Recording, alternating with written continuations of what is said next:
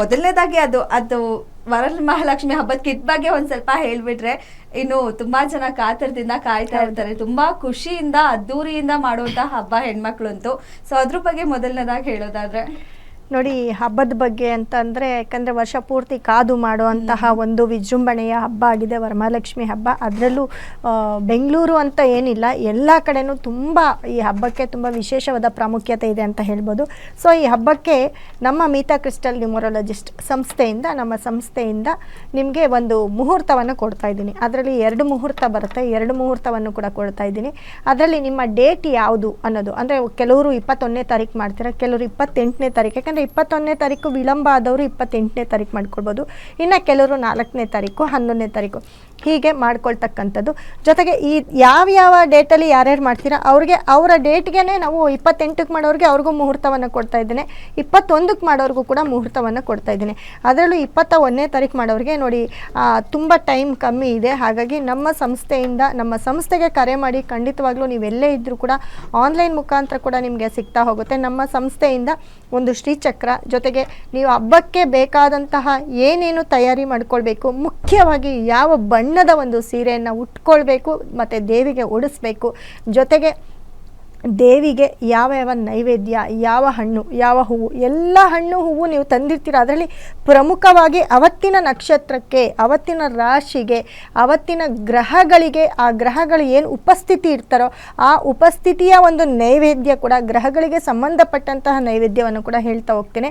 ಜೊತೆಗೆ ನಾವು ಕೊಡುವಂತಹ ಶ್ರೀಚಕ್ರ ಇಟ್ಟು ನೀವು ಪೂಜೆ ಮಾಡಿ, ಸದಾಕಾಲ ನಿಮ್ಮ ದೇವ್ರ ಮನೇಲಿ ಇಟ್ಕೊಳ್ಳಿ. ಹಬ್ಬದ ದಿನ ನಿಮ್ಮ ಮನೇಲಿ ಇಟ್ಟು ಪೂಜೆ ಮಾಡಿ, ಮತ್ತು ಯಾವಾಗಲೂ ನಿಮ್ಮ ಮನೇಲಿ ಇಟ್ಕೊಳ್ಳಿ. ಇದರಿಂದ ನಿಮ್ಮ ಮನೆಯ ಅಭಿವೃದ್ಧಿ ಹೆಚ್ಚಾಗ್ತಾ ಹೋಗುತ್ತೆ. ನಿಮ್ಮ ಮನೇಲಿ ವಿದ್ಯಾಭ್ಯಾಸ, ಏನು ಮಕ್ಕಳು ಓದ್ತಿರ್ತಾರೆ, ಯಾವುದೇ ಆಗಲಿ, ನೀವಾಗಲಿ ನಿಮ್ಮ ಮಕ್ಕಳಾಗಲಿ, ವಿದ್ಯಾಭ್ಯಾಸದ ಇಂಪ್ರೂವ್ಮೆಂಟ್ ತುಂಬ ಚೆನ್ನಾಗಾಗುತ್ತೆ. ಮತ್ತು ಕೆಲಸ, ಬಿಸ್ನೆಸ್ ಈ ಇಂಪ್ರೂವ್ಮೆಂಟ್ ಕೂಡ ತುಂಬ ಚೆನ್ನಾಗಾಗುತ್ತೆ, ಅಭಿವೃದ್ಧಿ ಹೊಂದುತ್ತಾ ಹೋಗ್ತೀರಿ. ಹಾಗಾಗಿ ಅದನ್ನು ಯಾಕೆ ಕೊಡ್ತಾ ಇದ್ದೀನಿ ಅಂದರೆ, ಹೆಂಗೂ ನೀವು ತುಂಬ ನಿಷ್ಠೆಯಿಂದ ಭಕ್ತಿಯಿಂದ ಮಾಡ್ತಕ್ಕಂಥ ವರಮಹಾಲಕ್ಷ್ಮಿ ಹಬ್ಬದ ದಿನವೇ ಅದನ್ನು ನಿಮ್ಮ ಮನೆಯಲ್ಲಿಟ್ಟು ನೀವು ಪೂಜೆ ಮಾಡಿ, ನೀವು ಸಿದ್ಧಿ ಮಾಡ್ಕೊಳ್ಳಿ. ಆ ಒಂದು ಶ್ರೀಚಕ್ರವನ್ನು ಸಿದ್ಧಿ ಮಾಡಿ. ಇಲ್ಲಾಂದರೆ ಅದು ಒಂದಿನ ತೊಗೊಂಡೋಗ ಅದಕ್ಕೊಂದಿನ ಪೂಜೆ ಮಾಡಿ, 10 ದಿನ ಪೂಜೆ ಮಾಡಿ, ಅದಕ್ಕೆ ಎಲ್ಲೋ ಧೂಪ ದೀಪ ಕೊಡಿ ಅಂತ ಹೇಳ್ತೀವಿ. ಬಟ್ ಒಳ್ಳೆಯ ದಿನದಲ್ಲಿ, ಒಳ್ಳೆಯ ಮುಹೂರ್ತದಲ್ಲಿ ಕೂಡ ಅದನ್ನು ಇಟ್ಟು ಪೂಜೆ ಮಾಡಿದ್ರೆ ಖಂಡಿತವಾಗ್ಲೂ ನಿಮ್ಮ ಮನೆಯಲ್ಲಿ ಸಕಲ ಸಂಪತ್ತು, ಐಶ್ವರ್ಯ, ಸದಾ ಲಕ್ಷ್ಮಿ ನಿಮ್ಮ ಮನೆಯಲ್ಲಿ ನೆಲೆಸಿರ್ತಾಳೆ. ಲಕ್ಷ್ಮಿ ಬರಬೇಕು ಅಂತಂದರೆ ನಿಮಗೆ ಕೆಲಸ ಬೇಕು. ಯಾಕಂದರೆ ನಮ್ಮ ಕೆಲಸದ ಮುಖಾಂತರ ನಮ್ಮ ಮನೆಗೆ ಏನಾದರೂ ಒಂದು ಬರಬೇಕು ಅಂತಂದರೆ ನಮ್ಮ ಕೆಲಸ, ನಮ್ಮ ಕಷ್ಟ, ನಮ್ಮ ಪ್ರಯತ್ನ ಇವೆಲ್ಲವೂ ಕೂಡ ಇಂಪಾರ್ಟೆಂಟ್ ಆಗಿರುತ್ತೆ. ಅದೆಲ್ಲದಕ್ಕೂ ನಮಗೆ ಏನು ಬೇಕು? ವಿಲ್ ಪವರ್ ಬೇಕು. ಅಂದರೆ ನಾವು ಕೆಲಸ ಮಾಡೋಕ್ಕೆ ಮತ್ತು ನಮ್ಮ ಕೆಲಸ ಬರೋದಕ್ಕೆ ನಮಗೆ ಯಾವುದೋ ಒಂದು ಶಕ್ತಿ ಬೇಕು. ಆ ಒಂದು ಶಕ್ತಿನೇ ನಿಮ್ಮ ಮನೆಗೆ ನಾನು ಕೊಡ್ತಕ್ಕಂಥ ಶ್ರೀಚಕ್ರ. ಹಾಗಾಗಿ ಅದನ್ನು ಇಟ್ಟು ನೀವು ಪೂಜೆ ಮಾಡಿ, ನಿಮ್ಮ ಮನೆಯಲ್ಲಿ ಎಂಥ ಕಷ್ಟಗಳಿದ್ರೂ ಕೂಡ ನಿವಾರಣೆ ಆಗುತ್ತೆ.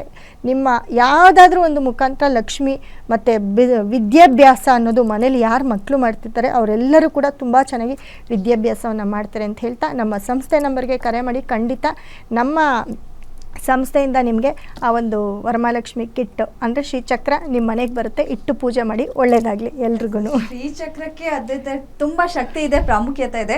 ಅದು ಹಬ್ಬದ ದಿನ ಮನೆ ಸೇರಿದ್ರೆ ಇನ್ನೂ ಪಾಸಿಟಿವ್ ಆಗುತ್ತೆ ಅಂತ ಹೇಳ್ಬೋದು. ಅದನ್ನ ದೇವಸ್ಥಾನಗಳಲ್ಲಿ ಶ್ರೀಚಕ್ರ ಇಟ್ಟು ಕುಂಕುಮಾರ್ಚನೆ ಮಾಡ್ತಾರೆ. ಅದಕ್ಕೆ ಎಷ್ಟು ಪವರ್ ಇರುತ್ತೆ. ಎಲ್ಲ ದೇವಸ್ಥಾನಗಳಲ್ಲೂ, ಅದರಲ್ಲೂ ಮುಖ್ಯವಾಗಿ ಶಕ್ತಿ ಪೀಠಗಳಲ್ಲಿ ಅದನ್ನು ಇಟ್ಟು ಕುಂಕುಮಾರ್ಚನೆ ಮಾಡ್ತಾರೆ. ಅಮ್ಮನವರ ದೇವಸ್ಥಾನಗಳಲ್ಲಿ ಎಲ್ಲೂ ಮಿಸ್ ಇಲ್ಲ. ಅದನ್ನೊಂದು ತಟ್ಟೆಲಿಟ್ಟು ಅದ್ರ ಮೇಲೆ ಕುಂಕುಮಾರ್ಚನೆಯನ್ನು ಮಾಡ್ತಾರೆ. ಅಂಥ ಶ್ರೀಚಕ್ರವನ್ನು ನಾನು ಈ ದಿನ ಅದರಲ್ಲೂ ಪಚ್ಚೆಯಲ್ಲಿ ಮಾಡ್ತಕ್ಕಂಥ, ಯಾಕಂದರೆ ಅವತ್ತಿನ ನಕ್ಷತ್ರಕ್ಕೆ ಬುಧ ಅಂದರೆ ಬಿಸ್ನೆಸ್ಸು, ನಮಗೆ ಏನು ಬಿಸ್ನೆಸ್ ಮಾಡ್ತೀವಿ, ನಾವೇನು ಕೆಲಸ ಕಾರ್ಯ ಮಾಡ್ತೀವಿ, ಅದಕ್ಕೆ ನಮ್ಮ ಬುದ್ಧಿ ತುಂಬ ಇಂಪ್ರೂವ್ಮೆಂಟ್ ಆಗಲಿ, ನಮ್ಮ ಓದೋದಕ್ಕೂ ಬುಧ ಬೇಕು. ಹಾಗಾಗಿ ಆ ಶ್ರೀಚಕ್ರವನ್ನು, ಪಚ್ಚೆಯ ಶ್ರೀಚಕ್ರವನ್ನು ಕೊಡ್ತಾ ಹೋಗ್ತಿದ್ದೀನಿ. ಅದು ಕೂಡ ನಮ್ಮ ಈ ವರಮಹಾಲಕ್ಷ್ಮಿ ಹಬ್ಬಕ್ಕೆ ಅದನ್ನು ತುಂಬ ಕಮ್ಮಿ ಬೆಲೆಯಲ್ಲಿ, ಕೈಗೆಟ್ಕೋಂಥ ಬೆಲೆಯಲ್ಲಿ ಕೊಡ್ತಾ ಇದ್ದೀನಿ. ಬೇರೆ ದಿನ ಆದರೆ ಅದರ ಬೆಲೆ ಹಂಗೆ ಕೊಡೋಕ್ಕಾಗೋದಿಲ್ಲ. ಬಟ್ ಈ ಹಬ್ಬಕ್ಕೆ ಮುಹೂರ್ತಕ್ಕಿಂತ ಇಂಪಾರ್ಟೆಂಟು ನಿಮಗೆ ಆ ಶ್ರೀಚಕ್ರ ಆಗಿರುತ್ತೆ. ಶ್ರೀಚಕ್ರದಕ್ಕಿಂತ ಕಡಿಮೆ ಬೆಲೆಯಲ್ಲಿ ಓವರ್ ಆಲ್ ಮುಹೂರ್ತ ಜೊತೆಗೆ ವಿಧಿವಿಧಾನ ಪ್ಲಸ್ ಜೊತೆಗೆ ಶ್ರೀಚಕ್ರ ಎಲ್ಲ ಕೂಡ ಸಿಗ್ತಾ ಇದೆ. ಸೊ ಸಂಸ್ಥೆ ನಂಬರ್ಗೆ ಕರೆ ಮಾಡಿದ್ರೆ ನಿಮಗೆ ಸಂಪೂರ್ಣವಾಗಿ ಮಾಹಿತಿ ತಿಳಿಸ್ಕೊಡ್ತಾರೆ. ಎಸ್ ಮೇಡಮ್, ಈ ವಾರ 12 ರಾಶಿಗೆ ಹೇಗಿದೆ ಅಂತ ಹೇಳೋದಾದ್ರೆ? ನೋಡಿ, ಈ ವಾರ 12 ರಾಶಿ ಅಂತ ಅಂದಾಗ ಇವತ್ತು ಎಷ್ಟು ರಾಶಿ ಆಗುತ್ತೋ ಅಷ್ಟು ರಾಶಿ ಹೇಳ್ತಾ ಹೋಗ್ತೀನಿ. Okay. ಈ ವಾರದಲ್ಲಿ ಮೇಷರಾಶಿ ಅಧಿಪತಿ ಕುಜ 3ನೇ ಮನೇಲಿ ಇರ್ತಾನೆ. 3ನೇ ಮನೇಲಿದ್ದು ಎಲ್ಲೋ ಒಂದು ಕಡೆ ನಿಮ್ಮ ಮನೆಯಲ್ಲಿ ಯಾರು ಮೇಷರಾಶಿಯವರೆಲ್ಲ ರಿಯಲ್ ಎಸ್ಟೇಟ್ ಮಾಡ್ತಿರ್ತೀರಾ, ಮನೆ ಜಾಗ ತಗೋಬೇಕು ಅಥವಾ ಮನೆ ಬೇಕು ಅನ್ನೋರು, ಜಾಗದ ವಿಚಾರವಾಗಿ ಯಾರಾದರೂ ಅದರಲ್ಲಿ ಬಂಡವಾಳ ಹೂಡಿದರೆ ಅವ್ರಿಗೆಲ್ಲರಿಗೂ ತುಂಬ ಒಳ್ಳೆಯದಾಗತ್ತೆ ಅಂತ ಹೇಳ್ಬೋದು.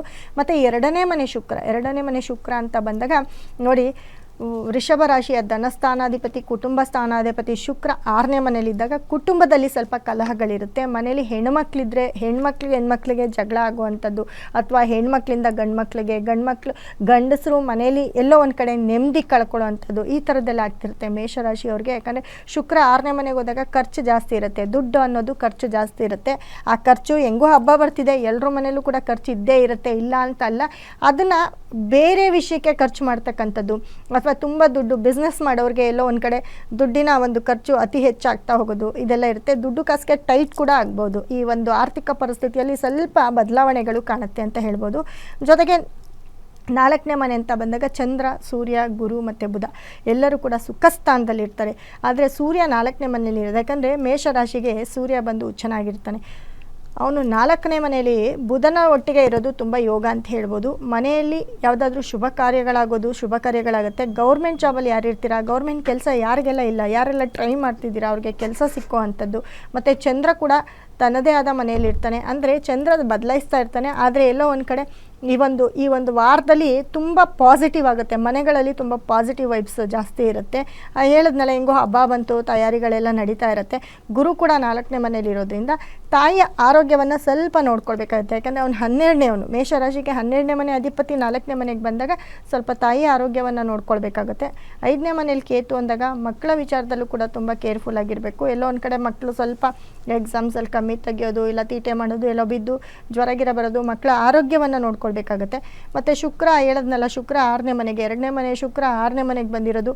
ಮತ್ತು ಸಪ್ತಮಾಧಿಪತಿ ಕೂಡ ಅವನೇ ಆಗಿರ್ತಾನೆ ಮೇಷರಾಶಿಗೆ. ಅವನು 6ನೇ ಮನೇಲಿ ಇದ್ದಾಗ ಸ್ವಲ್ಪ ದುಡ್ಡು ಕಾಸಿಗೆ ತೊಂದರೆ, ಮನೇಲಿ ಹಸ್ಬೆಂಡ್ ಆ್ಯಂಡ್ ವೈಫ್ಗೆ ಸ್ವಲ್ಪ ಮನಸ್ತಾಪ, ಅಥವಾ ಪಾರ್ಟ್ನರ್ ಜೊತೆ ಏನಾದರೂ ಕೆಲಸ ಕಾರ್ಯಗಳು ಮಾಡ್ತಿದ್ರೆ ಪಾರ್ಟ್ನರ್ಶಿಪ್ಪಲ್ಲಿ ಸ್ವಲ್ಪ ವೈಮನಸ್ಸು, ಈ ಥರದ್ದೆಲ್ಲ ಕಾಣಿಸ್ತಾ ಇರುತ್ತೆ. ಬಟ್ 11ನೇ ಮನೇಲಿ ರಾಹು, 12ನೇ ಮನೇಲಿ ಶನಿ. 11ನೇ ಮನೇಲಿ ರಾಹು ಇರೋದು ತುಂಬ ಯೋಗ ಅಂತ ಹೇಳ್ಬೋದು. ಆದರೆ 12ನೇ ಮನೇಲಿ ಶನಿ ಇರೋದು ಸ್ವಲ್ಪ ಆರೋಗ್ಯದ ಕಡೆ ನೋಡ್ಕೊಳ್ಬೇಕಾಗುತ್ತೆ. 12ನೇ ಮನೇಲಿ ಶನಿ ಇನ್ನೂ ನಿಮಗೆ ಒಂದು ವರ್ಷ, ಇನ್ನೊಂದು 8 ತಿಂಗಳು ನಿಮಗೆ ಆ ಥರ ಒಂದು ಇದು ಇಲ್ಲ. ಬಟ್ ಹಬ್ಬ ಬರ್ತಾ ಇದೆ, ತುಂಬ ಖರ್ಚು ಜಾಸ್ತಿ, ಹಾಗಾಗಿ ನೋಡ್ಕೊಳ್ಳಿ. ಜೊತೆಗೆ ಮನೆಯಲ್ಲಾಗುವಂಥ ಕಲಹಕ್ಕೆ ಸ್ವಲ್ಪ ಸಮಾಧಾನಕರವಾಗಿದ್ದರೆ ತುಂಬ ಒಳ್ಳೆಯದು ಅಂತ ಹೇಳ್ತೀನಿ ಮೇಷರಾಶಿಯವರಿಗೆ.